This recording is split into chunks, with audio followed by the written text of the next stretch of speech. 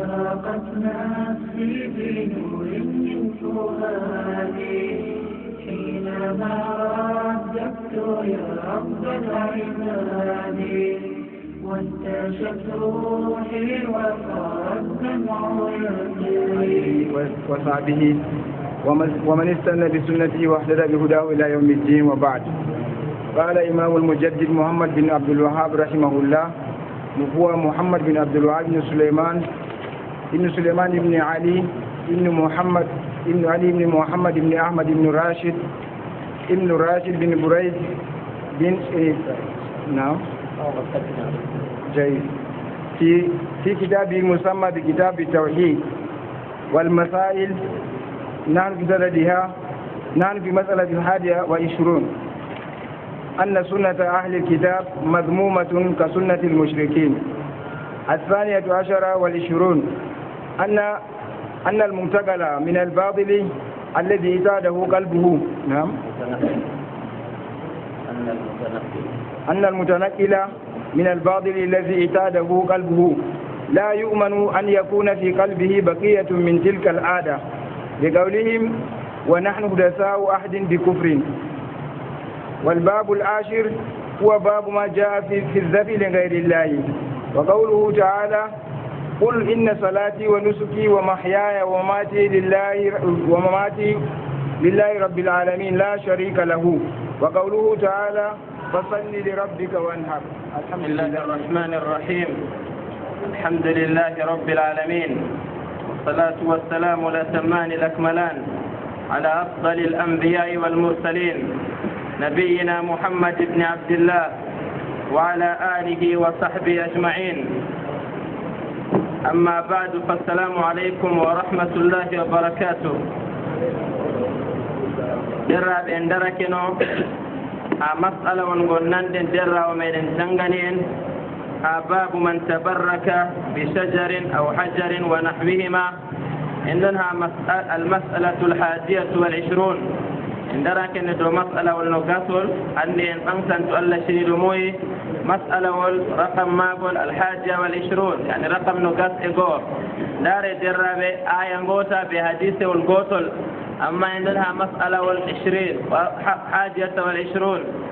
إذا أنت عندي انتهت المسألة جمان بودي نغرتن باقي مسألة يشبني أو 60 مسألة لا شك ألا شنو توبيها لا النبي جماعة كواري شرحك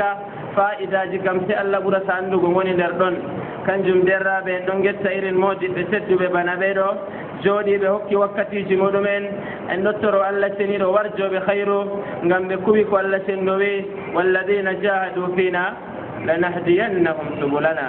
وإن الله لمع المحسنين. النصر الله تندو أندين دو بأندين إنن بو النصر الله تندو فامن دو بأنن بو فامنين غمو يدني خير فو فامن دم تو هبتي دلا والفامغو النصر جومرا ومن رينا الله والإرد النصر مو رينا إن كو يسين تاينها سار رسبتو بي دار الخاسرين جهنم والعياذ بالله. المسألة 21 قال الإمام محمد بن عبد الوهاب رحمه الله عز وجل أن سنة أهل الكتاب مذمومة كسنة المشركين.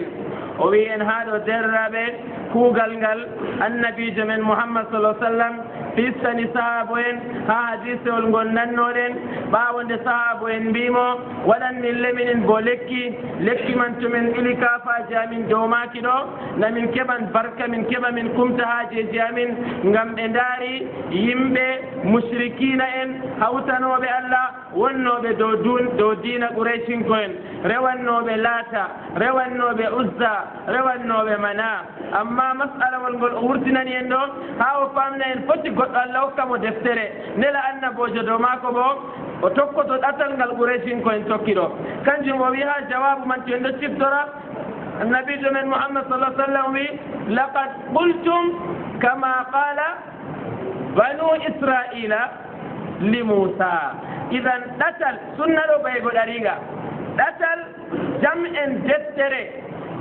بني إسرائيل دفتر جرجي فينا دوما التوراة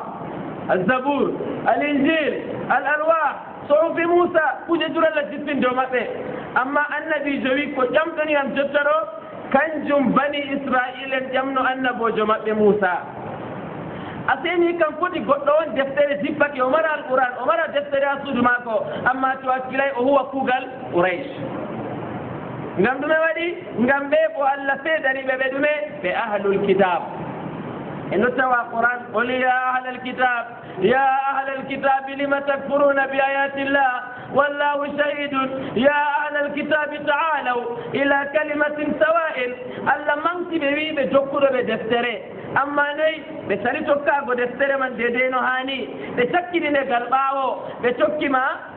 tatlu shayatinu ala mulki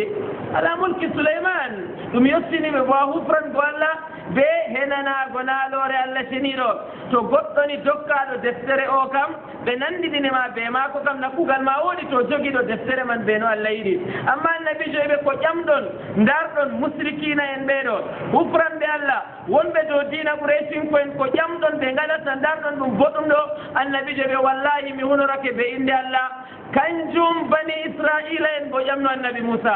ase dokkaɗo deftere bo foti ƴama hunde nde yahay walla ma waɗa hunde nde yahay to numi huwi be giɗaɗe mum tan kam idan ha ɗo ɗatal ngal jam en deftere wiyeteɓe no jippinaɗe dow maɓɓe tawra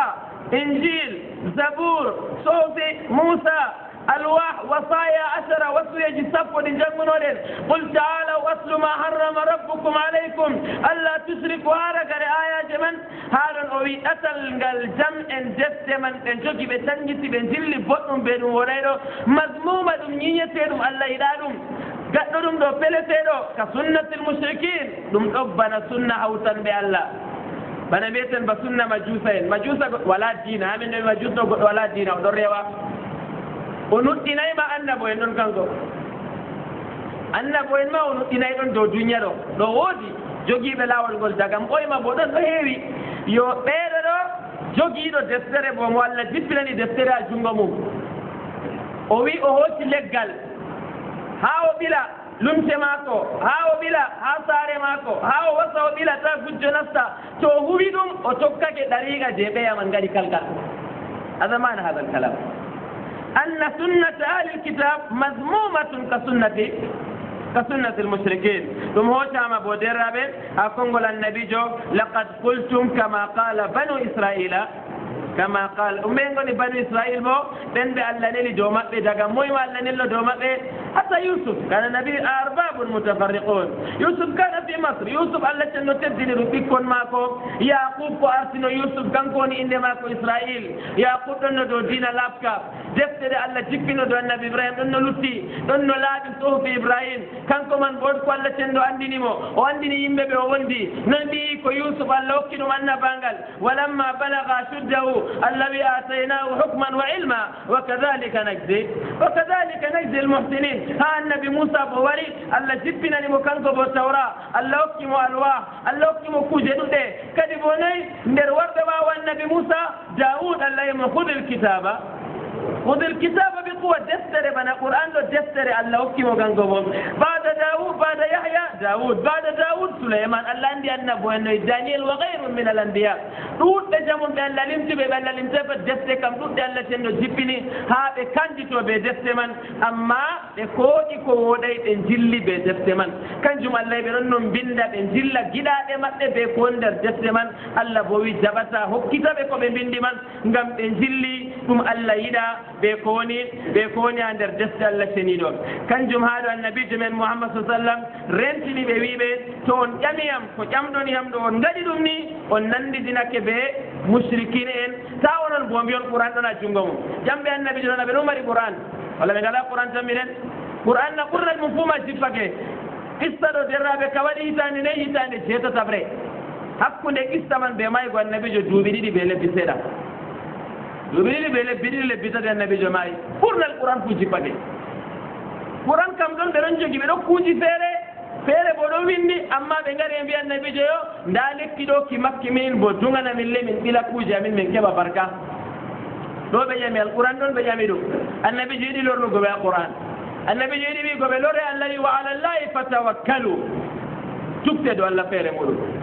Allah kam nafi to ndi on biloyi nden man o jaaboto ngalle kafaje mo tan ekkite habgo tan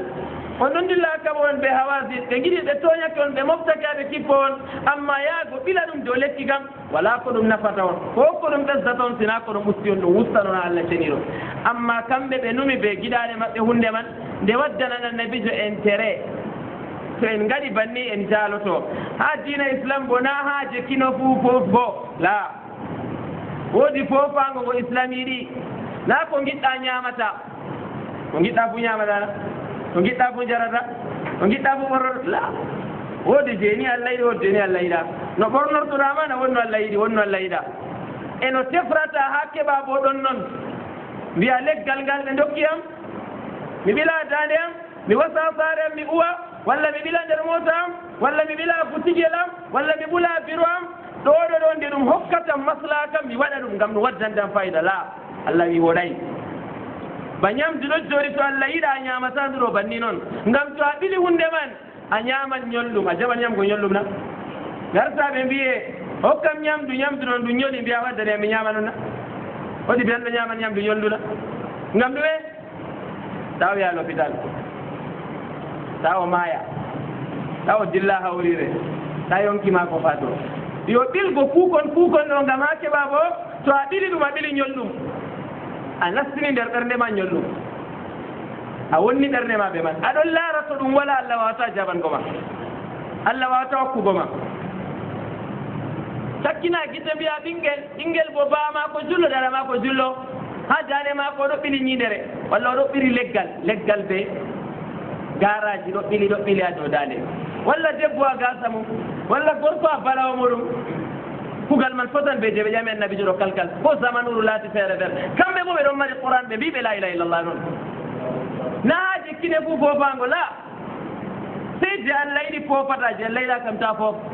foti foofa keɓa ko giɗɗa kam ngam Allah hortititta koma ha duniya ha alahira Allah hortititte yo kanjum kukon kon mbiya adamajo ɓilata o ɓilana ɓiyiko walla o ɓilana hunde ko o laara noyi o laara hunde man nde nafanmo ɗo ñamdu man to o ñaami ñamdu man ndu nafatamo ba ñamdu ñolndu dadwati to a ñaami ɓernde ma de itita banni noon toman bo ɗume waɗi enen dokka misal tum ɗon har banni to hunde man nde walani ɓi adama hultora laara heɓata haaje muɗum man mam sam o wiya haaje ma ko ɗo humtata Allah kam wawata heftugo ko giɗɗani sey to hunde ɗo ɗonama ɗo kana sey ha duniya a yan ƴama jawmu ceedejo marɗo ni o ka wodaji siftunoramo amma Allah kam na wala haaje Allah kam nasi to yi hunde ɗo ɓili hama walla ɗo ɓili ha suuduma walla ɗo Allah wala haaje kuje ɗo ngam kuje man ɗe tagaɗe je ɓilata man Allah yiɗa ko a hunde tagade ɓattoroɗamo ko annabijo mana ɓattortako ɗum goɗɗo wari wi joggitiri annabijo Allah annabijo sallam wimo a wala kilona innahu la yustagasu billahi wahda ta joggitiran mi faaɓe Allah tan joggitirta faaɓe min be ma pat Allah faaboten sayyidu wa sayyiduka Allah jagorɗo ma huwa Allah azza wa jalla sayyidu huwa Allah tabaraka wa ta'ala fada annabijo andina ɓe tawhid to ɓe mboofi ɗo ɓe gatta kamɓe kam ɓeɗo nufiya ngaɗa bo amma ɓe ngaɗay nde annabijo ɓe ɗum woɗay amma ɓe ɗon giya ɓe keɓran ɗum maslaha bo yo enen bo to en jangi kuje bana ɗe ɗo daroɗen dow sahabo en dari ngam en ɗon inda koye men ɓe inde maɓɓe oɗo inde mum Omar oɗo inde mum Ousmane oɗo inde Aboubacar oɗo inde mum la shakka en giɗi wondugo ɓe maɓɓe gal zahir gonten ɓe maɓɓe bo bil batin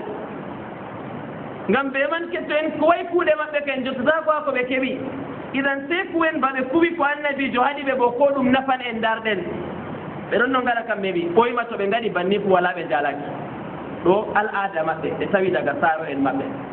ɓile ɗo to ɓe ngaɗini ɓe kumtaje maɓɓe to ɓe ngaɗay bo e kumtataje maɓɓe nde annabijo ɓe sangaɗe bo ɓe ngaɗay ngam ɗume ngam kamɓe na ɓe wabotoɓe rasulullah sallllahu alayhi wa alihi enen bo banni hadise ji jangueten ɗo ba annabijo ɗo wol waɗi jotta ngam ɗi sayiɗi ɗi timmitiɗɗi Allah ɗon nana en Allah ɗo yiya en المسألة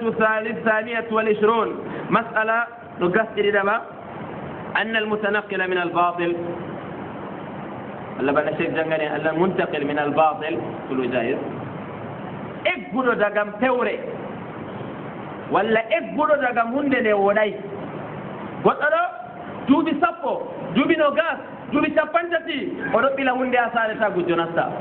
oɗo ɓila hunde a dande a wayɓa sa'a oɗo ɓilana ɓinguel ma ko to garsa waɗi ɓinguel yamɗita gite to ɗon mboja jamɗititta to ɓili jamɗi a jungoni gite jamɗita oɗo jogi ɗum duuɓi anna almuntaqil min albatil aw almutanaqid ummiɗo dagam fewre